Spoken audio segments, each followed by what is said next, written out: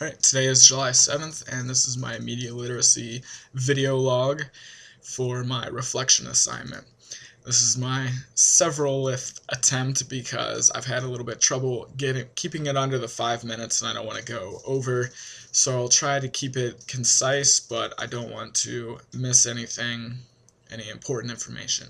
Describing my previous media habits using my media habits assignment that we did 3 weeks ago would be the radio, the television, and the internet. The radio is a passive process for me because it is what I wake up to in the morning, and I get small amounts of my information about news and weather and important things that I need to know when I'm waking up and getting ready to go out into my day and not be blindsided by a current event that is very important. The second form of media that I use is television. I'd say that I do this both passively and actively, in the sense that I passively watch television just due to the fact that I enjoy having it on, and it's sort of, even if I'm not really watching it or if I'm on the internet, I'll have television on just to, keep me company, or, turn around if I am watching it, but just not too closely. Then it might have the ability to entertain me, but I also take an active approach because I have several television programs that I really enjoy watching, that I've watched from beginning to end, seen every episode. I'd say I'm probably watching about 5 to 10 programs like that, and I DVR these programs so that I can watch them on my own time and not be subjected to advertising. So it's a very active viewing. I know what's going on. I'm very interested in character development and how the plots play out because I'm invested my time within it. Lastly is the internet, which I spend most of my time just surfing the internet using programs or applications like Stumble that'll just take you to anywhere on the internet that your heart desires. It's a very interesting application for Firefox that you put in your interests and you click on the button and it'll take you to places that it may find that you're interested in. I also do lots of schoolwork here, read lots of news, and I also play video games online as well. That keeps me very entertained. Now, applying the 3 building blocks of media literacy, describe the process in which I acquired media literacy skills. Well, I would say my personal locus is, it's probably highly driven because I go out of my way to be entertained by the media. This is probably number one, so when I search out for the media, I'm doing this for personal entertainment.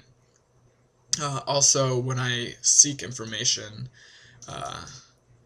to find out just news, I like to expose myself to several channels to get my information and see what different perspectives are. The information that I take in, I like to apply to things I learned outside of the media from, textbooks. Being a communication major, I've learned a lot about, techniques of speaking and how people, react, people's attention time span, and so that's why I like to take the information in and use it against things that I've already learned and feel that I can create this knowledge base of things from the media and things from real life. The skills that I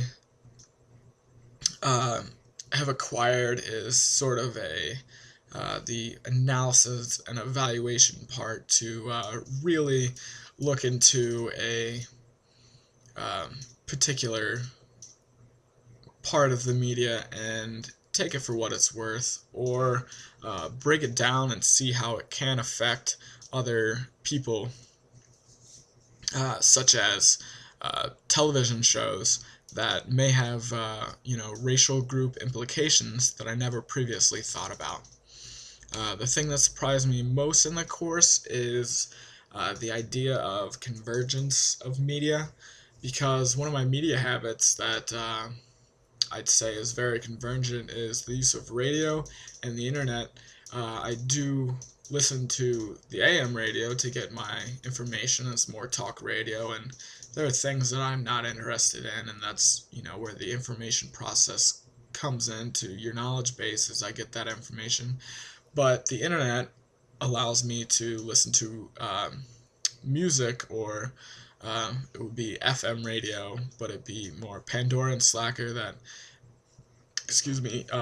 lets me control my own listening experience.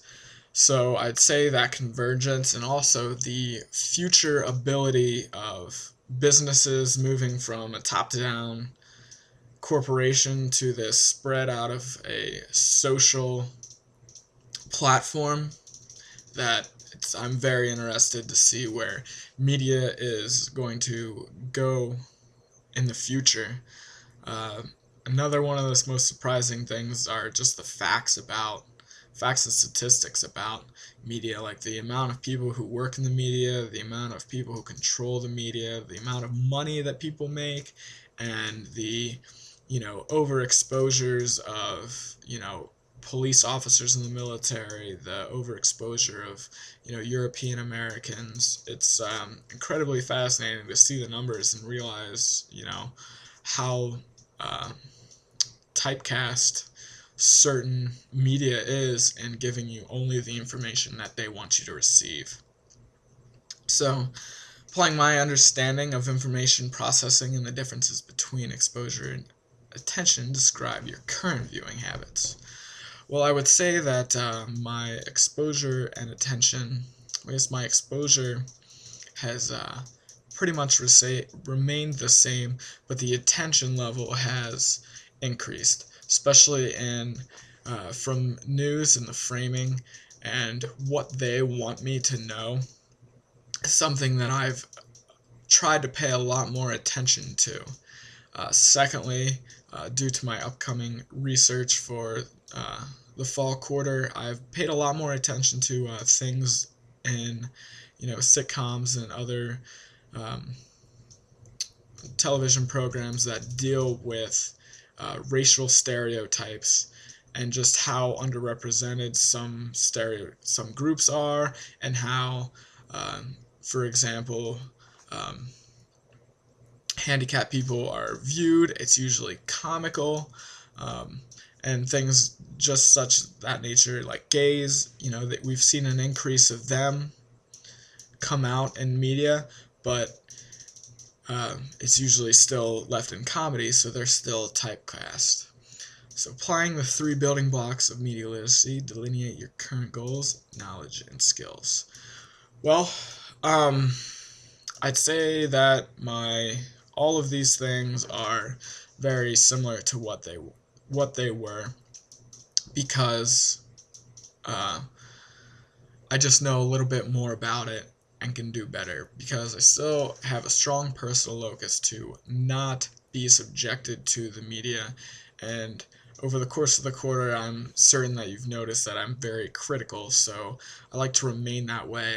I have no problem exposing myself to lots of media, but I want to be very critical of what I'm taking in, and so that helps me take in information that I feel is important and can base it on knowledge that I'm still receiving in the classroom today, which is very important to me. So that sums it up.